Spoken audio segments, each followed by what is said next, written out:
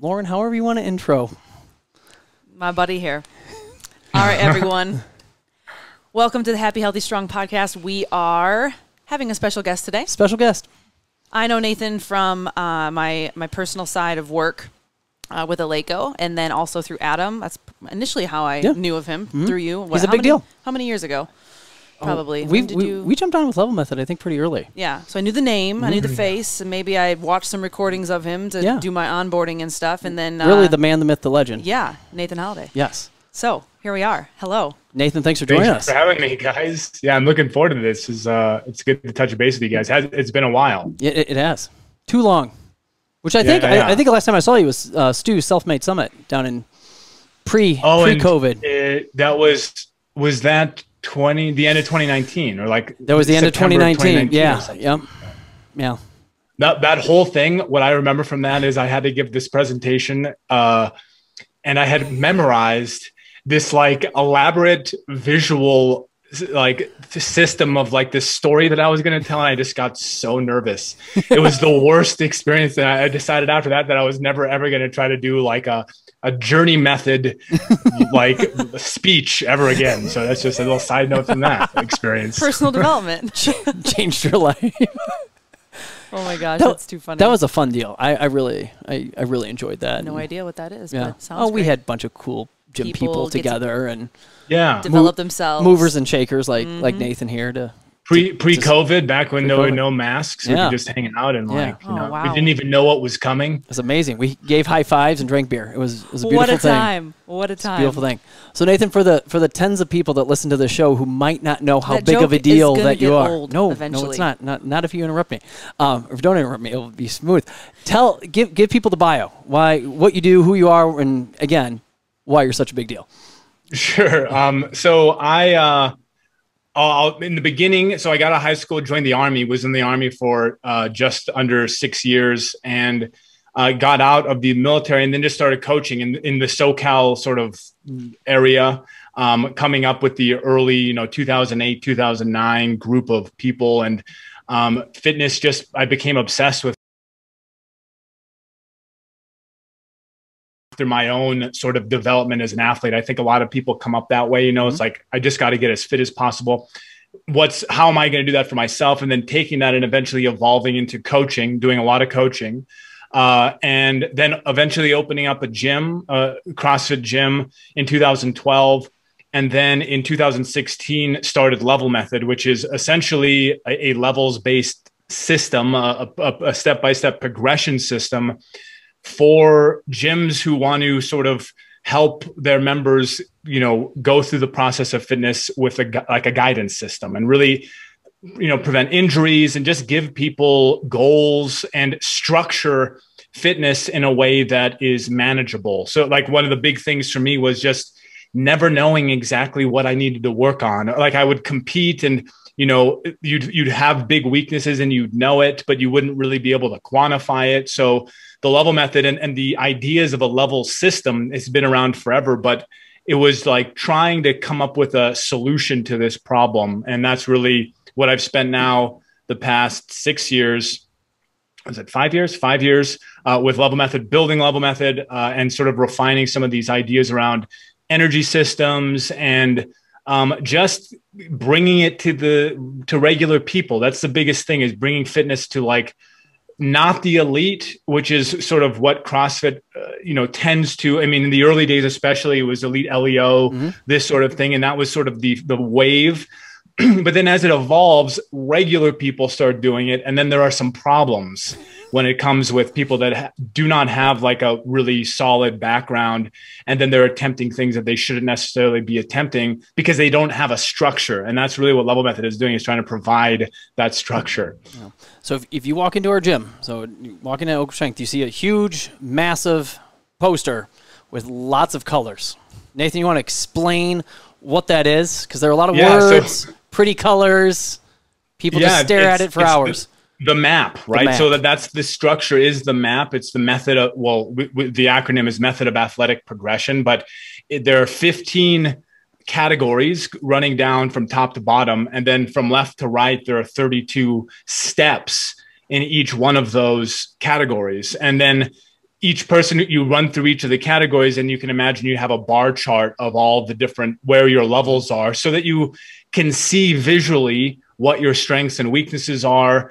You can do workouts that are appropriate to you because you know your level. And the map itself, what is really like the core of like what I developed in the early days. It went through many iterations. It's gone through many iterations, but that was the chart that allowed us to kind of build everything that we've built in terms of like some of the extra stuff the Level Method has around like goal setting sessions and all that sort of stuff that we do. Yeah. So one of my favorite things that you just said there's 32 steps to go from step 1 to step 32. And I think too much of the time people want to just go from 1 to 32, like as quickly as humanly possible.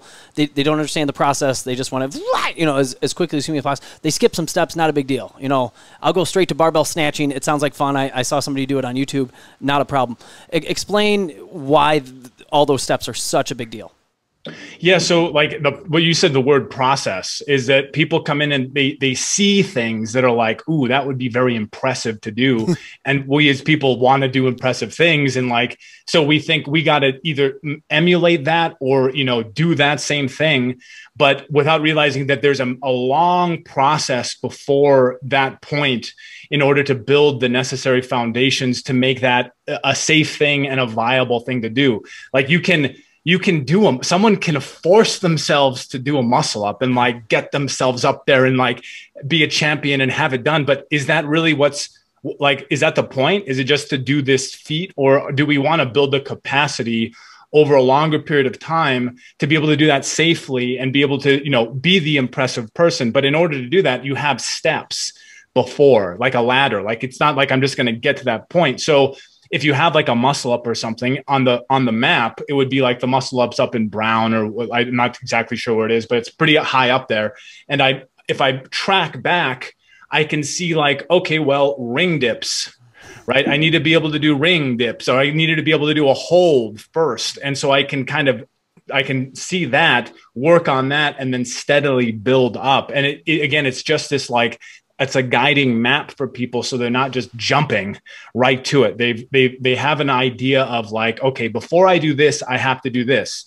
Before I do that, I have to do this. And I can just kind of backtrack all the way. And then you have much more safe progression. Now, you can't stop people from trying to do stuff, right? Like they're still going to try to do it, but you're at least going to give them a structure. So when they do something and mess themselves up some way, it's like, okay, well, if you had listened to the thing, maybe this wouldn't have happened. And there's like some structure. Yeah. Was there any moment in your life where you saw that injury piece pop up and like gave you an idea like, oh, okay. 'Cause I think we've all done that. Not all, we've had those moments where we do that, chicken wing muscle up, we got it, I achieved it. Yay. Check off my bucket list. And I didn't get hurt. Some people do. Was there anything that like, what started that? It was my own body. So like I would hurt myself over and over. So I was in the Army. I was a sniper doing things like we would have big, heavy packs and we'd be going places, doing things all, and so I was pushing my body and I never really got hurt doing that sort of stuff. And I developed a lot of people doing fitness in general, they're developing a stronger mind. Their mind might be stronger than their body. Mm-hmm. And so I would like just annihilate myself in training. And I did this for like 6 years. From 2008 is 2007 is when I really started getting into fitness. 2006 was like early where I was just kind of like learning what the names of workouts were and stuff. And I just started becoming obsessed and wanting to improve so fast. And my idea of wanting to improve and seeing like what the, best guys and best girls out there were doing was a lot of work. Yeah. So it was all volume based and it was all like, I'm just going to crush myself, do 2 or 3 workouts a day. And what ended up happening is I just had injuries. Mm-hmm. Like I've strained my back. I don't even know how many times, 10, 15 times. Mm-hmm. I ruptured my Achilles in 2010, or no, this is 2011, doing box jumps in a open workout. And then I started seeing in my coaching that people were hungry to get better, but they didn't have the structure to necessarily know what they should or shouldn't be doing. And the obvious thing is like, wouldn't it be nice to be able to tell somebody, no, this isn't what you should be doing right now. We might want to be working on these weaknesses or be thinking about this stuff and sort of redirect our energy into things that are going to be better. And so that was really fundamentally for me. I saw the writing on the wall with my own body, and then with people that were motivated to improve. The answer almost always is heavier, faster, more. Yeah. Right. And this is really difficult to get across to people, especially in like the first 2 or 3 years when they're doing stuff. Right. Yeah. They're like, you don't know, coach. I know best. Right. And this is just, but we've all gone through it. Right. Yeah. This is the evolution of like, you come out the other side and you're trying to tell people, and it's like, just slow it down a little bit, and the longevity of it, you will get way fitter. If I could remove the injuries that I had and I could just go nice and steady, I would have been way fitter, right? I wouldn't have had constant derails. And so when it comes to like where the level method came from, it was just from the experience I had as an athlete, and then what I saw as a coach. And then when I opened the gym, it was just even more of that, because when you open a gym, your mind sort of opens up a little bit more in terms of like seeing everybody. You're not really focused one-on-one with, you're looking at the whole community, and you can start to see trends and people getting hurt in different things, or people are complaining about whatever. And it is a big struggle having people sometimes take a step back, but taking a step back then allows for much longer and safer growth over the long term. I think it's hard for people to wrap their heads around. I think it's hard for coaches to wrap their heads around. I coached track and field for a really long time, and I had 2 distance runners that were both pretty gosh darn good tear hip or labrums in their hip in the same season. And that was my little come to Jesus moment, going, holy cow, what is, another coach in track and field, it's, I don't want to say a dime a dozen. There are always injuries. Like, oh, okay, that's just bad luck. Oh, yeah. I'm sorry, Adam. Too bad. Those kids were really good. That would have been great 4x8. Blah blah blah. Oh, bad luck. And I saw it a different way. I saw it as there's something that I'm doing that is messing these kids up, because one, okay, whatever, outliers, something weird. But 2 was too much, and I think that injury thing is such a big thing, because that sets them back 6 months, 9 months. I mean, think of all the training that you're missing out during that time. I mean, Nathan, you'd be the fittest man in the world right now. Exactly. Really? That's what I tell myself. I'm like, oh man, I would be on top. I had a guy, a client of mine for many years, and he got the golden, every gym owner or coach knows this gleam in someone's eye when they see something in a distance and they're like, ooh, that's going to make me even better. That's going to make me even faster. And it's usually like more competitive style gyms or competitive programs. And people get something in their mind and they think like, oh, I'm going to go over and do that. I've been getting this amount of progress here. And if I go over there, it's going to be even faster. And so he left, and like we had real strict rules around muscle ups and everything.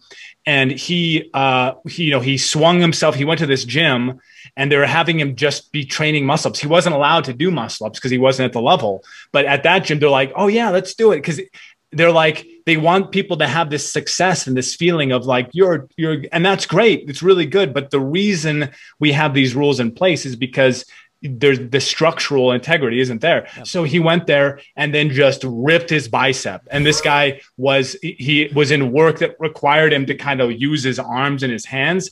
And it's like, this is what ends up happening when people aren't like paying attention to the process, right? Nice and steady, and not going down, because this derails him now for years and potentially takes him completely out of fitness. Yeah.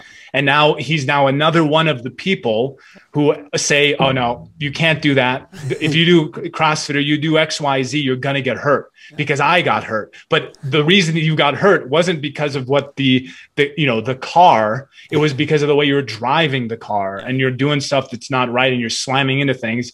And it doesn't matter what car you're in. If you do that, it's going to be bad, right? Yeah. Can you talk more about, he wasn't at the appropriate level, or he wasn't to that level. Just for people listening that don't understand the level method, or they haven't seen the map and whatnot, what are all the things that one should have before you name muscle up, before a muscle up? What are all the things there? I mean, if you just take the constituents of the muscle up, right, you pretty much have a pull portion and a push portion of the ring dip or the pull up. So the muscle up is in the rings category. And if you track back, you'll get like things like stabilize on a box. So you just sit there, you stabilize between two boxes. Then you go to stabilize on rings. And then you go to like negative rings. And then you build up your ring dips. And then you might do a couple with weight. So ring dips with weight. And then it moves into the muscle up as long as you have the right level of upper body pulling, which is pull up, which is the other element. So upper body pull starts with just like hanging from the bar, and then, doing a negative, and then doing eventually strict, and then weighted, and so on up the line until you have these two elements of the muscle up. You have the strong enough upper body pull, and you have a strong enough ring or pushing ring dips in this case.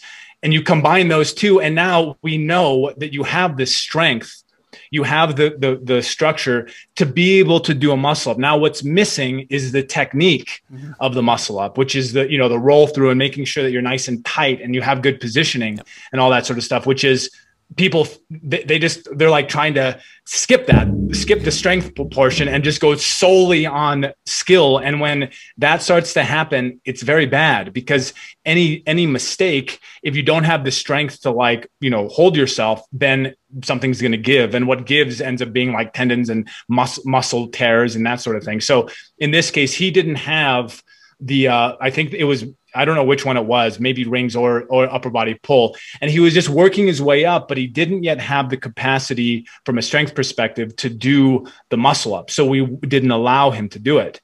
And he goes somewhere else and they don't have that sort of structure. So they're like, sure, let's work on skills. And, you can't, and we're going to, kip you on up there to catch. And when he kips up there and then he catches, because there's now even more load, it just rips. And that's what, these sorts of injuries, it can happen in any different area. It happens all the time because, again, there's no structure. Yeah. I think it's hard too, because to me, it's the fact that people take fitness for granted. They take working out for granted, and they don't respect the process or see it as a process or a journey. They just see it as I should be able to do that. Why can't I do this thing? And from my space, nutrition the same way. Why can't I just do a 3-day fast? Sounds cool. Yeah. Like that person got results, but there's a process. First, you have an eating window of 10 hours. Then maybe it's you shrink that down to 8 hours, and then maybe you do a 12-hour fast, and then a 16, and so on and so forth. So I just feel like this can overlay into so many areas of life, to work like habits, personal habits, nutrition habits, exercise habits, and those that have these stories, myself included, probably tend to be people that like to say, well, I'm the outlier, or I could be the one-off that can do this or can skip the steps and just jump to the fun stuff or what I want to do instead of putting in the work, because the work isn't fun.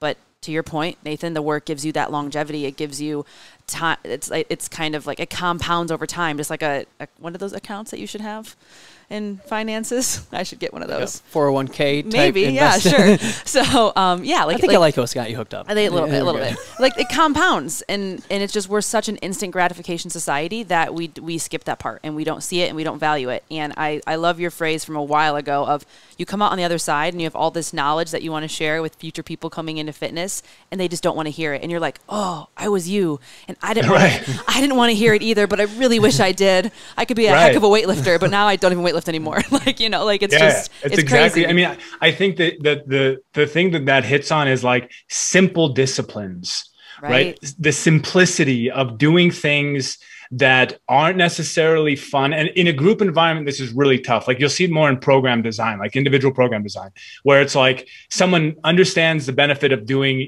repeats, like a whole bunch of repeats, and they're on the rower or whatever. Right. And it's really boring work, but it's laying this foundation. You can pick anything. You pick drills, right? And like Brazilian Jiu-Jitsu, if you want to get really good, as opposed to sparring as hard as you can all the time, it's better to maybe do drills over and over in drills. But there's only a small percentage of the population that understands that. And the way that I look at that, and I see a commonality with like professionals, generally professionals. When you have somebody that comes into the gym and they're a professional in another area of their life, and they're good, they know that because they've gone through the process of understanding that it's simple disciplines.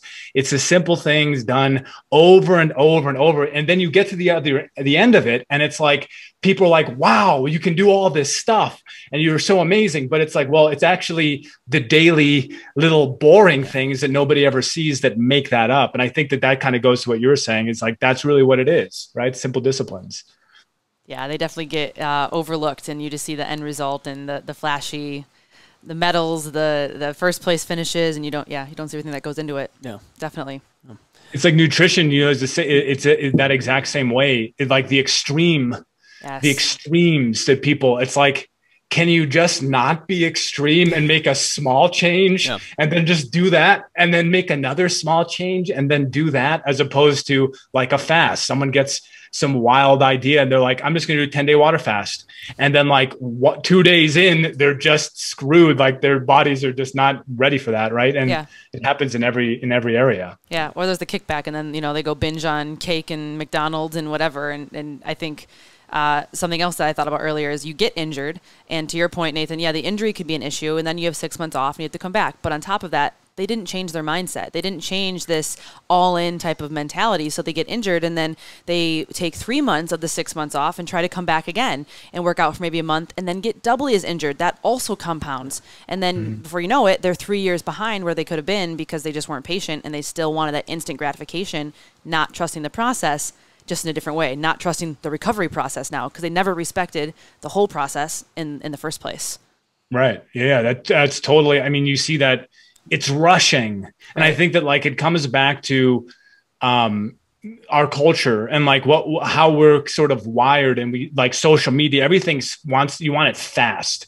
Everything's like, I got to get there fast. It's like impatience. It's like always trying to go. And it's just, being able to take a breath and being okay with a tiny little increase every day over a long period of time. And then that leads much more to the benefit. But the thing is, if somebody can recognize that sort of rule of life, that it's such a huge advantage, and you never really have to worry about competition, because not everybody's going to do that. There's only a small percentage of the people, and those are really the only people that if you're even competing, that's the only people you're going to be going against, is the ones that are also thinking like that. And it's a really, it's a competitive advantage to think long-term and to think, just take a step back and think in the, 3, 5, 10 year time frame, and you're going to be much better off. Yeah.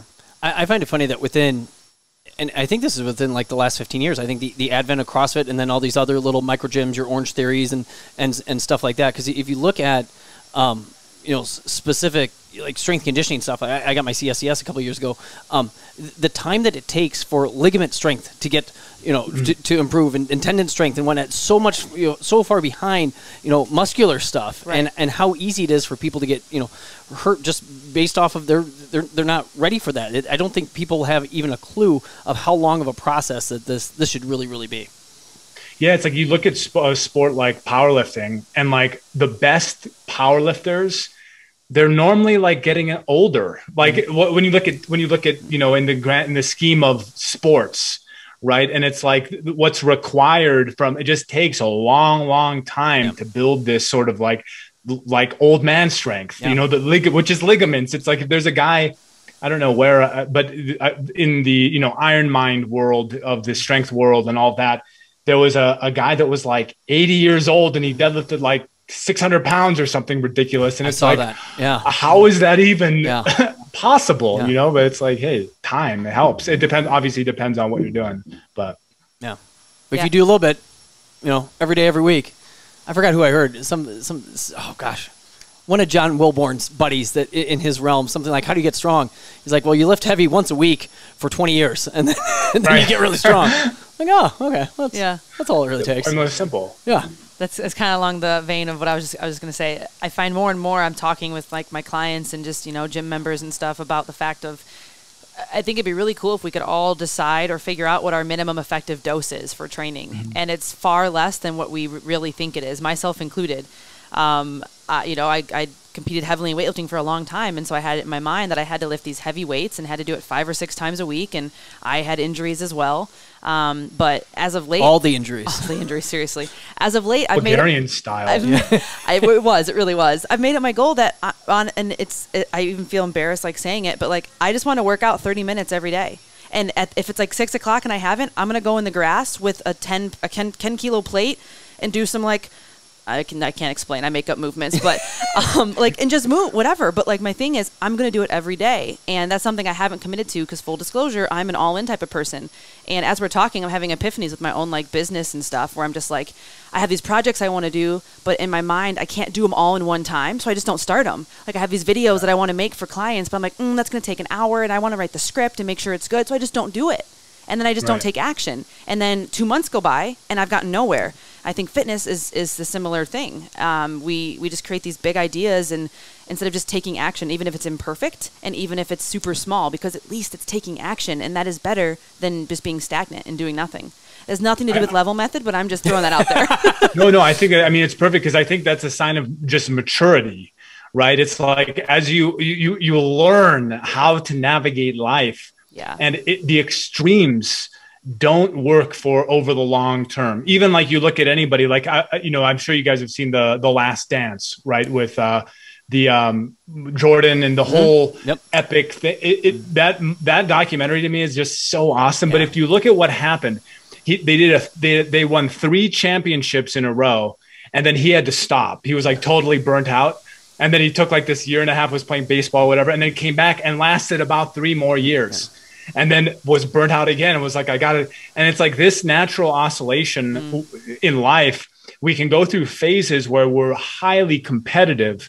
But if we run a series of years of high competition, either we have to have the maturity to know like how to build in the rest in the days and the weeks to make it sustainable, right? Or we have to just burn ourselves for a long time and then take a long period off, But obviously the sustainability of 30 minutes a day is so much better than, say what is that? Maybe like 180 hours. So 180 hours worth of training per year, right? So if you were going to train for, 10 hours a week for 18 weeks versus 30 minutes a day all year, right? Which one's going to be better? And it's like, obviously just the touches are going to be a lot better. If I can just steadily move things, and most importantly, in terms of lifestyle, have it as our identity, right? Where it's like, it's not like for me, my training nowadays, I still run templates in my training, but it's totally different. And it's like, I'm going much more for how my body feels. And I'm going based on like, I'll make adjustments or changes. And I've been doing this for a long, long time, but I knew this stuff 10 years ago. I knew like, I should probably, no, I'm going to go, right? And I'm going to crush it. And it's like, you end up regretting that over, if you keep on doing that, it's inevitable. You will have to deal with something unless you have the maturity to be able to balance things. You do see this at the very highest levels within fitness, within CrossFit. These people are pros. They're doing hours of mobility. Their whole day is built around their training, and it's really focused. The volume might be quite high, and the timeline that they're going to be capable of doing this is going to be limited, but they're able to do it. But without those elements of professionalism and maturity in there, it's very difficult to do. And it's much easier to just take a step back, simplify, and then just like follow a plan. Right? Just follow a plan. Just don't be trying to make up your own stuff or like whatever. Just go with a professional who's coaching you, that can guide you, and listen, be coachable. Not being coachable is like why a lot of people get hurt. I was like totally uncoachable for a bunch of years until I just realized like, I clearly am hurting myself too much. I might need to have someone just pull me back a little bit. And that sometimes is what coaching is all about. Yeah. Do you have any idea why it's gotten to this point? Because again, going back to my coaching days, I coached Lauren in basketball and pole vault and cross country, actually everything. you don't see that in coaching sport. Like it just like on a pole vault day with Lauren, I wanted, good attempts. We'd warm up, we'd do some drill work, I would often want more. I'd be like, that's it? Yeah, 3-step, 4-step, 5-step, if we got some full approach, great. But you only had so many full approach, efforts in you, before it just got bad. And when it got bad, we're like, okay, hey, we're done. It was good on the day. Or maybe you came in and you're just exhausted. We never got back to that full approach piece. Fitness seems weird, and I guess basketball the same. Like if we had a couple of games, in a row, and and then a practice and right back to the game, like that practice would be really, really chill and relaxed. We'd bring it down a little bit. I don't get why fitness seems to be more the better, and better is more. Yeah. I think there's a couple reasons. I think that the competition aspect of it, in the day to day, right? So it's like if you turn to practice away from, like with a pole vault, going and making these solid attempts to, you got someone next to you who's trying to beat you by an inch, and every single attempt they're beating you by, you're like, I'm going to do it again. And then there's no coach there to tell you anything. It's like, you'll probably end up, eventually hurting yourself. And I think that the gamification, the competition, the element that makes CrossFit so fun, or fitness so fun, is also the element that it's like an addiction. Yeah. Right. So it's like, I can take it way too far and I can overdose, and it's the discipline becomes in cutting it off early enough where you can still get the adaptation, but you're not going to destroy yourself. And I think that that's another thing that it might be, is just the level generally. I mean, not so much, still now, but in the early days, the general level of coaches and owners who are there with their experience and sort of knowing when to cut it off or not, because of the culture of this like intensity, and like men and women will die for awards and like all this sort of thing. And if you can't handle it, then you're not strong enough. I remember there was an article or a quote. It might have been from Glassman, but it was, if people can't handle the workouts, then they shouldn't be in our ranks. Essentially, it was like something like that sort of language, where it's like, look, if you can't handle it, then you shouldn't be doing it. And I understand that philosophy too, but the problem is it's so fun once you get into it, and the results are there, that people get sucked into this world, and then they're not necessarily ready, and then it's just people getting hurt. Yeah.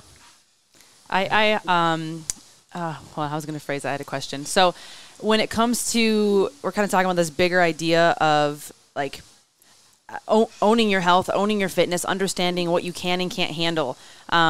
What signs or things, apart from just listening to your coach, but honestly from, being in this and doing a lot of group coaching and group settings, it's hard you can't be responsible for everyone, knowing like, what are they doing on a weekly basis and a monthly basis? What's their overall tonnage and volume? Like, you can do your best in the class to scale for them or level them, but what to give ownership to them, to put ownership back, to put the ball back in their court as a fitness enthusiast, what should I be looking for or paying attention to know how and when I should make changes? And that is a very gray, open-ended question. So you can kind of take it however you want. It could be stress in my personal life. It could be actual like workout day. It could be physically how I feel.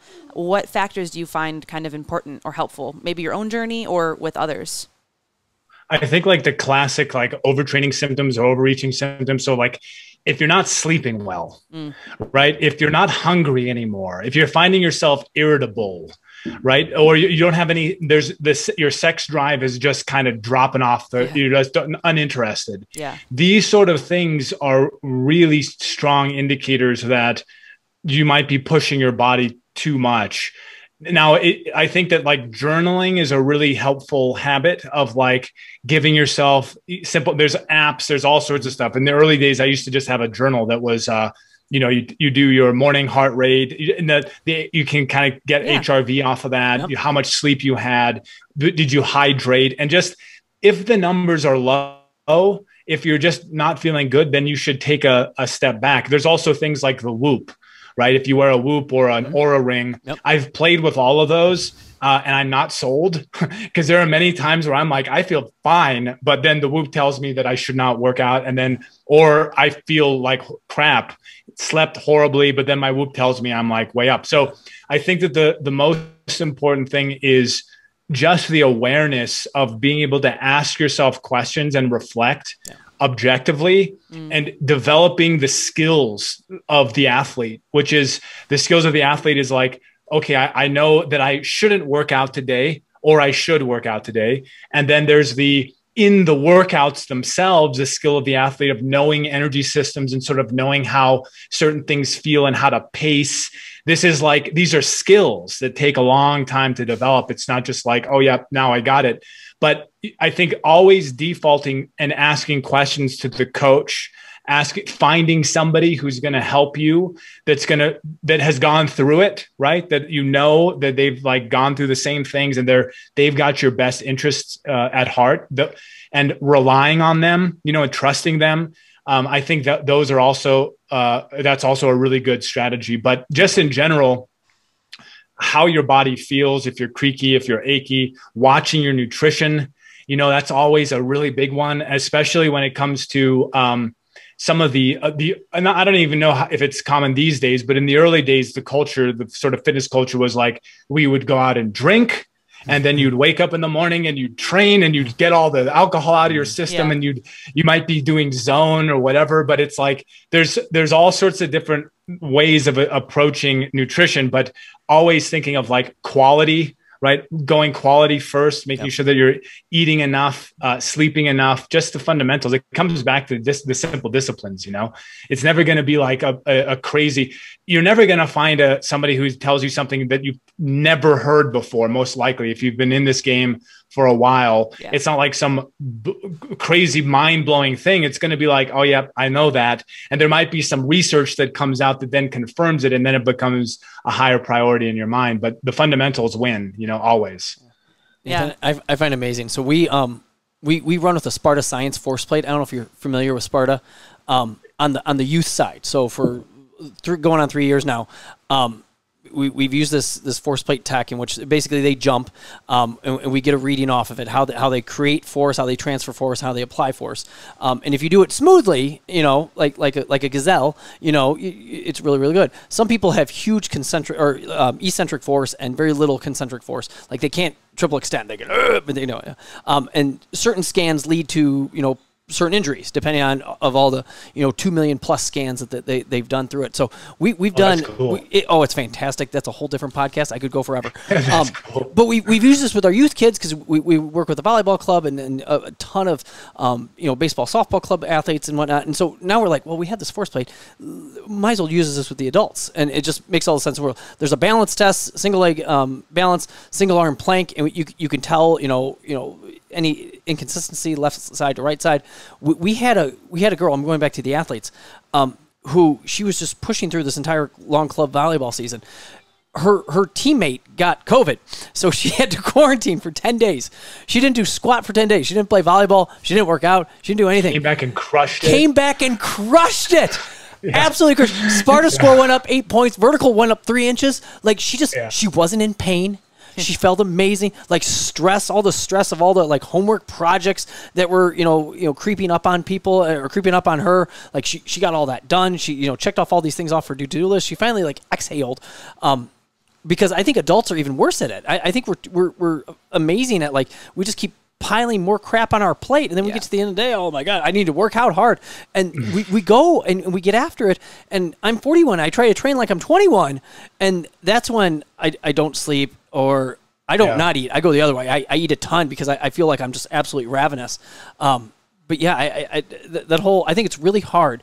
And I don't know why it's so hard for people to actually reflect and look in the mirror and be like, I should back off today.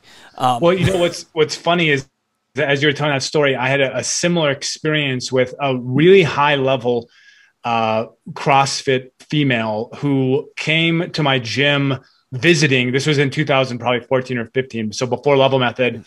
And she came and she had taken like a month off of training or something. And we were having this discussion, just talking. And she said that she came back and she was like PRing and hitting all this sort of stuff. And she was crushing it.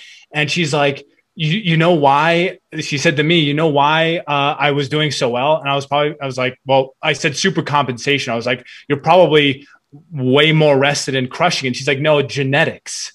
That's what she thought. She thought that she had taken a month off and that she was going to be so detrained after a month. And that the fact that she didn't get detrained and the reason she did well was because of her genetics. And now just to that point, it's like people can come up with all sorts of stuff with the same data. Yeah. Right. You can have the same experience and one person's like, ooh, I should probably rest more. And another person's like, if I rest, I can come back and I'm going to be just as strong or stronger because of genetics. Right. So it's like this funny thing that we're working on with multiple problems on the same problem. Right. Oh, gosh. Oh, that's hilarious. Genetics. I'm dying right now. That is great. Yeah. To each their own. God gave me a great hand. Look at me. Did. I'm just amazing. Hey, I like my deck of cards. I can't help that I'm so strong. But it's like, I remember like thinking as I was having this conversation, just being like, when she said that and she was then going on, I remember just like thinking to myself, like, what's going on here? Like, is there something like, is this a joke or like but it wasn't a joke. That was what you thought. I'm going to start to use that. No. Oh, I'm just so amazing. You can't do that. It's not going to work. That's why. Genetics. That's what it was. Gosh. Nathan, one thing I do appreciate, and I think, and this is why I'm such a big fan of level method and, and the whole shebang. The map, since we've had it, continues to change. For the first time that we jumped on, like you guys keep coming up with better, smoother, just more fluid progressions with the whole thing. And I hate when people get an idea in their head, especially in this fitness world, and just, put their flag in it, be like, this is it. This is, all of the end all be all of fitness. Because I think you could easily have done this with level method. Hey, here's the map. You have to follow it. Boom, verbatim, but you guys are always developing, always making it, smoother and better. And that's one thing I have no question here either, but that's one thing I do really appreciate with what you guys do and how you think, that it's just not, I do this, hey, here it is, I'm done. It's you continue to reflect and improve it as you go. Yeah, I think that so we've gone through in the early days we went through I don't know a whole bunch of iterations of tweaking based on data, and then so we got version 1 of the map, and then after 2 years we played with I don't know, you probably remember Youth Map, Masters Map. Mm-hmm. We had all those. They were very similar. I think they might have actually been identical. We took those and then we sort of morphed the data that we had gained into version 2, and we looked at all of the level data. So you can imagine if you see the map, right? Anybody listening who doesn't know what that, just think about a big grid, and you can imagine that there are people in each of the grids based on their level, right? So in each one, there's a certain number of people. You can just imagine that out of all the people that have done level method. And if we take those and we put hot spots, and you can see where are there lots of clumps? Yep. So there's a ton of people right here and they're all clumped right here. Why is that? Yep. And it's because the next progression is too hard, right? That's clearly the answer. And so when we would look at all this stuff, we'd see rings was a big one. And so we just took a look at all those and then we blew out the steps so that there's a few more steps. And now inevitably people are going to reach their endpoint, but no one they shouldn't stay at their endpoint for say over 6 months or something like that. Right. And then after a certain point, you reach your absolute peak, right? And then the argument is made that you're never going to get further than that. This is just the way, fitness works, capacity works. But what we want to do is in the early stages, make sure that there's nobody that's getting stuck. And so, that's I think that with something like level method, it's the only level system out there. And we just made that up, right? We made it up. And so we put it all up there. We made it all up. We put it out there, and then it's verified over hundreds of thousands of people running through it. And from that information, we tweak it. So it's reviewed as a dynamic technology, right? And we're at the point now that it's pretty set. There might be some small changes. And we made some changes with the knees to elbows because of the upper body pull. Yep. And then we had to send stickers to everybody. Yep. So then everybody got a sticker and they had to put the sticker on. And so that might've been the hardest thing I've ever done in my entire life. Put that sticker on. I was shaking the whole time. Yeah. Sure I tried not to put it perfectly. Screw that up. I delivered though. It was good. It fit well. And it's when because we have these internal discussions and it's okay, my brain is telling me, okay, we probably have to address this area. We got to do something. And then we bring it, and nobody wants to do it because it's just work. It's just, okay, now we got to build this, make the stickers, bring it make sure everybody knows, change the e-learning, do all these different steps that are, it's much easier just to neglect it. But that's just our sort of philosophy and commitment to what we're doing in terms of like, we can either do it right or not do it right. Right. And if we have that option, we're just going to do it right. And again, think about the details, make sure we're doing things appropriately as opposed to trying to cut corners, you know? Love it. Yeah, that's what's the next big thing for Level Method? What's on the horizon? So, I mean, we're working to grow. That's like a big thing, just to help more gym owners out there. But another big thing is the success plans. I don't know if you guys have seen anything about that, but that's sort of the goal session side of Level Method, because you know, goals and focusing people is very difficult to do sometimes. And when you have a structure where you can see, and then I can sit down with somebody and then I can help build a plan for them that's going to be actionable. And, you know, what you were saying earlier, where there's so many projects and you don't know what to work on. And it's like, I got this and this and this that I want to do. And I have, you know, 5 different things. I got to do this script. Right. If you run like a success plan, essentially, you always ask, well, what is it that you want? So that would be the first question, like with all the projects that you're doing. Yeah. What's the big goal? Right. And you think, okay, I got this big goal. And then what are the elements that need to make that happen? And you're like, okay, well, I need social media. I need this. And maybe you come up with like 4 or 5 different areas to make this big thing. And then you rank those things. What's the most important of these? Okay, now I got the top one. And then I have my top one. And then maybe that breaks down into 3 or 4 actions that I need to do this week. And so it chunks everything down to something that's very usable. And you can do it for any project, for any business, for anything. But with clients specifically, they come, they want to lose weight. Okay, so why? First, well, what's the result? How much do you exactly want to lose? I'm like, what's the goal here? Yeah. And then why is it important to you? And then what needs to happen? And everybody knows. Everybody already knows. They can answer the questions. They're just going to answer the questions. And then you ask them, okay, rank them. They'll rank them. And so this is a part of Level Method that, you know, I'm personally excited about, because plans for me are like, they're the way you get things done, like, and without stress, and you can accomplish anything that you want. And if you can do the right plan, if you build the skill of planning. So the idea for me to bring this concept, which is a Tony Robbins concept, there's the Time of Your Life is a course by Tony Robbins, and the RPM, the results planning or the rapid planning method, or results, purpose, and then massive action plan. If you're following me on the acronym there, RPM, yeah. This is a Tony Robbins framework. And this guy, if anybody's familiar with him, he's like kind of not from this planet at all. And he came up with this way of structuring, getting things done, like sort of making sure that we have the big picture in mind. And so we brought this into gyms, and the idea to bring that to gym owners and to coaches is like giving them superpowers. Yeah. It is a structure that you can pretty much solve any problem, and you can have a game plan that's going to work. The next question is, are you going to do it? Right? Are you actually going to do the things that are necessary? And that's a whole other leap of other skills and things. But if you can have the plan, that puts you ahead of the game for 99.99% of people. Yeah. And if I can sit down with a client and give them a game plan, they can see what they want, exactly why they want it, and the number one most important thing for them to do. And when they look at that, they're not now overwhelmed by the amorphous, like, I got to get fit, or I got to, like, well, what the hell does that mean? And how does that work? It's like, well, it actually comes down to these 3 things. And one of these things is simply going to the gym 3 times a week.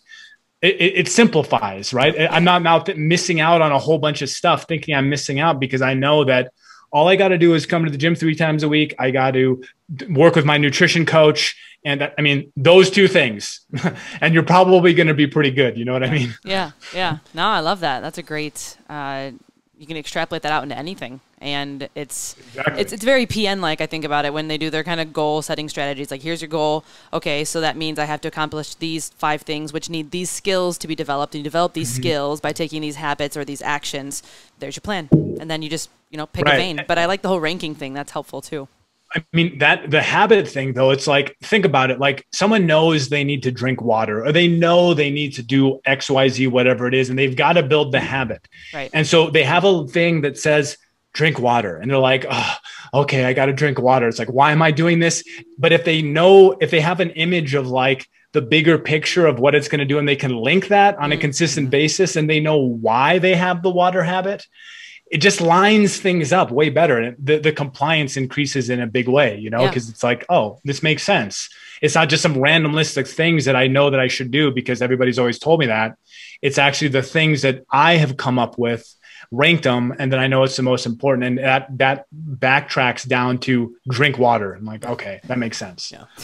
Well, and my last shameless plug for Level Method is I really like within the whole thing, again, within the 15 different modalities. Is that the right word I'm looking for there? Categories.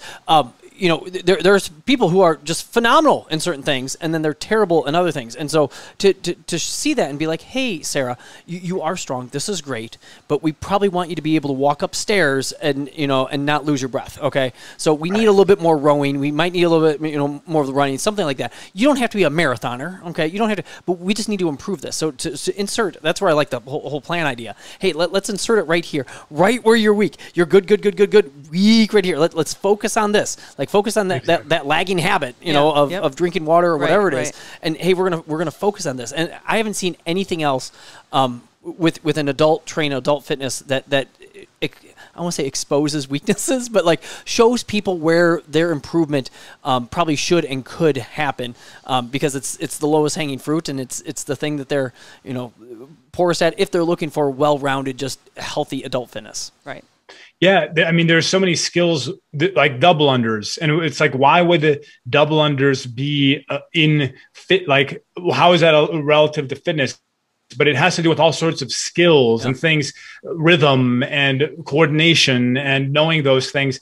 And so it's like we take those different elements and they are using those things. So it's like double under requires rhythm and coordination. So that's sort of what we use to work on that skill. And if I can build the skill of double unders from going from nothing, as an example with double unders, from nothing to being able to do it, that transition from learning something can be applied then to that itself is a skill, right? And it's like, you look at the lowest levels for somebody.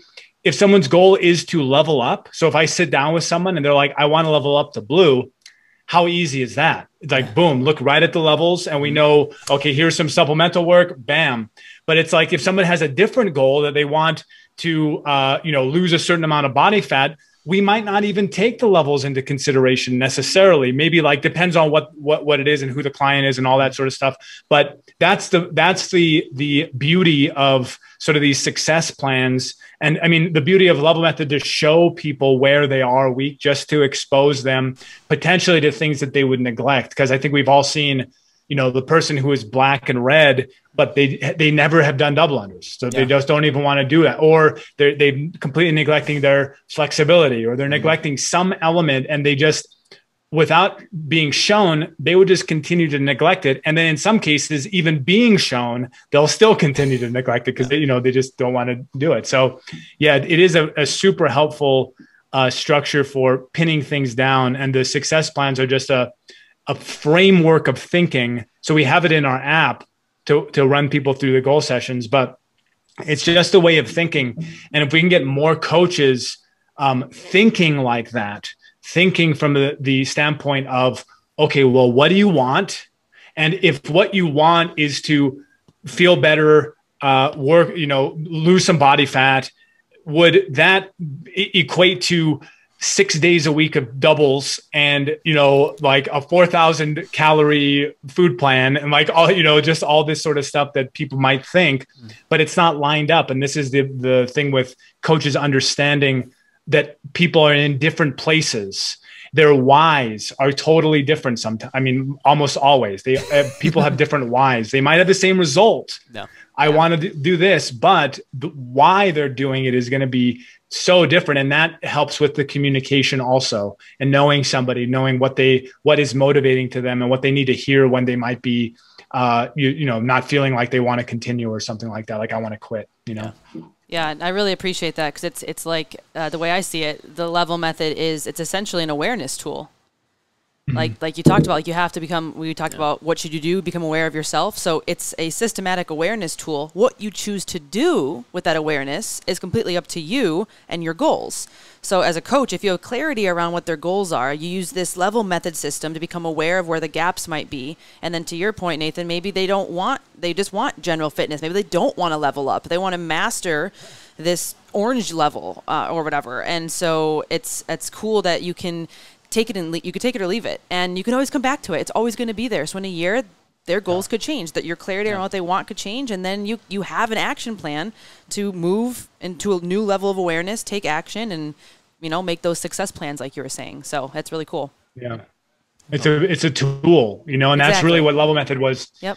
Originally designed. It's designed to make what you do as a coach or as a gym better. Like, you already doing it, but this allows to do it better. And the people that don't have success with level method, generally, they're either not doing any of it, or they're way too rigid for a certain amount of time, and it like alienates people. And then again, it's just a tool. And like any coach, how useful would it be to be able to have all your clients and have all their levels and know what level they are, and they come in, they do a workout that's appropriate to them. They know where they are in fitness. It's like a huge accelerator for people. Like, you can take somebody who it would normally take 5 or 6 or 8 years to understand like all of the nuances of fitness, but you can accelerate with level method and the energy systems and sort of understanding some of that stuff. You can accelerate that into a year or a year and a half, and have members that then go to other gyms and know more about than the coaches know, because